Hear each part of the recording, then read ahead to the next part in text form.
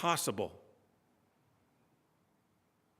And yet, everything changes with Jesus' resurrection. Mary perceives it. God promises it. Now, most of us probably see food as essential. I do. And perfume as optional, although my wife might not agree. But I think we would have a bone to pick with Judas, if indeed he was a thief. But Mary didn't care.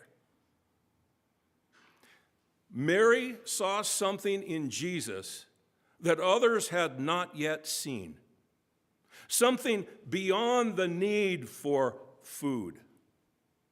And so Mary put that money where it belonged, at Jesus' feet.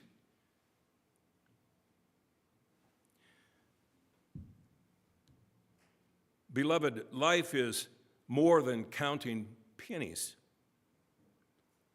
And heaven's streets of gold are to be stepped on, not trusted in. Life is about the freedom we encounter when extravagant grace happens. And so, in proximity to the Passover, in the home of good friends, at the dinner table, Mary has anointed God's anointed for burial. You see, when Jesus embraced the outcasts and sinners, he welcomed them into his life, and he crossed the boundaries that separate tribe and gender, wealth and poverty, perfume and denarii.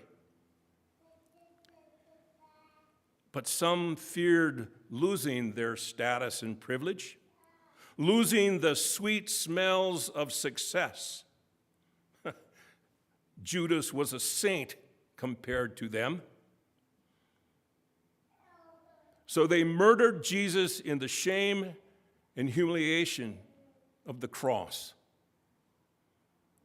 And from a lifeless grave, God opened the way to a life that death cannot destroy.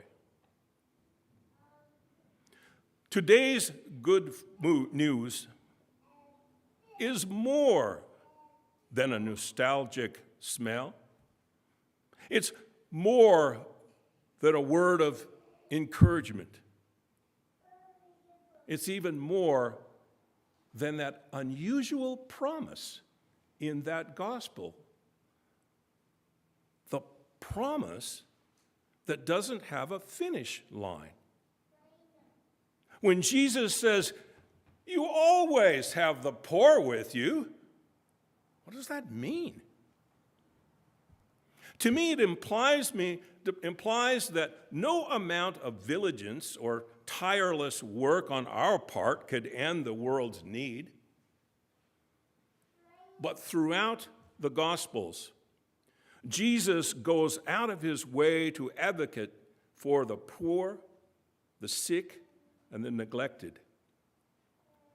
And I think Jesus is reminding his disciples and us that there is space for a variety of different expressions of generosity. Whenever we lock ourselves into just one way of following God's call, we may succeed in following the rules, but we might miss participating in his story. So this gospel reminds me that God is often up to unexpected things through unexpected people. this morning, I invite you to look at those sitting near to you today. Go ahead and do that. I invite you to look at those sitting near you today.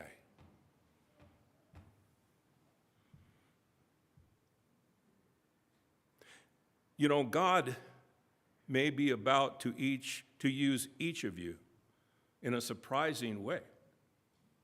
Who knows? But what we do know is this: